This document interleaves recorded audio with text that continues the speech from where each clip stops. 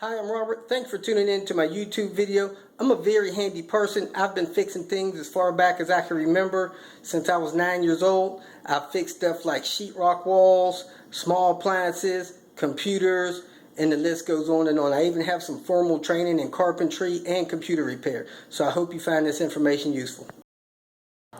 In this video, I'm going to fix our TV.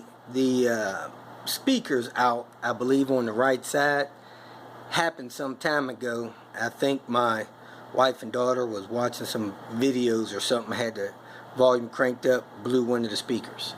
Okay, I'm going to demonstrate here right and left channels so you can see which one is out. Left appears to work. Right appears to be totally out. So I'm going to go ahead and crack the TV and fix this, replace the speaker. This is a Samsung Plasma TV. The model number code, as you can see there, is T4234. Probably about 5 years old. I searched the internet looking for speakers for this TV model, and this is what I came up with. A pair of speakers. I don't know, I might have paid $20 for them shipped. Of course, first thing you want to do is turn the TV off, unplug it.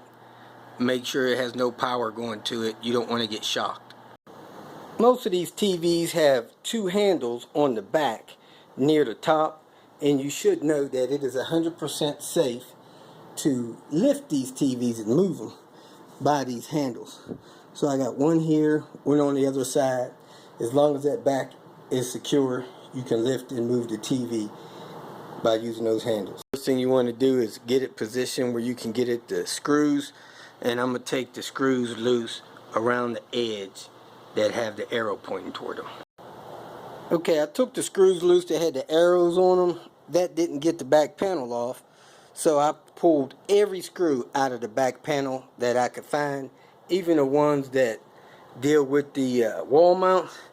Now they say you shouldn't lay these plasmas down on a floor face down. I think it's mainly because they're concerned with it being scratched or something like that. I've seen these things mounted upside down, mounted on ceilings, you know, people walking over top of them, over floors. So I don't really think there's a tilt damage, more so that they're concerned with you damaging the screen. Anyway, I got it leaning against my sofa there, and hopefully I have enough loose to get the back panel off now. Okay, with my back panel off, I have clear access to my speakers, and it is clear to me that I've been sold a bill of goods on my speakers, and these speakers are not the same that's installed on the TV. So I'm going to pull one of these speakers, evidently the one that's blown, and go on the search to get the right speaker. But that shows you how to get the panel and stuff loose and how to access the speakers on this model. The speakers has connections right there. That's where I'll take it loose at to find a replacement. However, the cord, I guess, plugs in on the back side of this panel here, and the only way to get that panel off from what it looks like is to take those two screws loose on that PC dock. Then you should be able to pull that whole panel loose from that end to that end.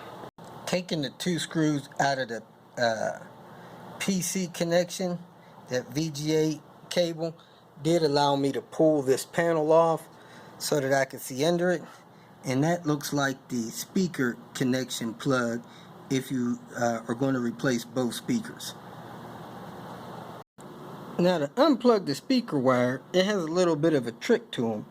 The wires have little release tabs on the back side of them. So you have to reach around how the wire is, feel that little tab, squeeze that tab in. That'll release the center lock on them and allow the speaker to be unplugged. So if you look real close there, you may see the little release tab on the speaker wire. So you have to push that little tab in, and it releases the lock out of it. Then you can unplug it from the speaker. You can see the holes in the middle of the speaker of prongs that allows you to unplug it. So, word to the wise, go ahead and take your TV apart before you start ordering internal parts for it, so you can make sure that you get the right part and won't get stuck like I did. I've had these speakers for several months, probably don't know where I purchased them from, so I'm not going to be able to return them. But make sure you crack your case, figure out what you need, order the proper parts, and then replace it when it comes in. Only took about 10 minutes to get the back of this computer, back of this TV off, so I can see what part I needed. Now, it'd be a real good idea to figure out what speaker is supposed to go in your system. If you don't order one from the manufacturer, it looks like there's some kind of part number here, but the important thing is the ohms and the watts. As you can see, it's an 8 ohm speaker and it's a 10 watt speaker. So you could replace them by pairs, that way you know you get a good match sound. Or if you want to try to replace one, you can match it up by ohms and watts, and hopefully you'll get a sound that match. But I really recommend replacing them in pairs. Now, the only tool I needed was a Phillips screwdriver, and whenever you're putting something back together like this that has several screws that have to be screwed in, get all of your screws started first before you snug them down. And usually they don't have to be tightened, they just need to be snugged down.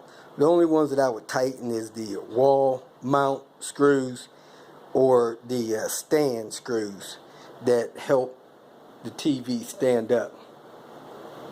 Thanks again for watching the video. I hope you found the information useful and it helped you solve whatever problem you're working on. If you did, please like it, share it with your social media friends, and please subscribe to my channel so that you get notification of future videos that I make. You can go to my website, robertspinner.com. You can also leave comments here and questions, and I'll answer them as soon as I can.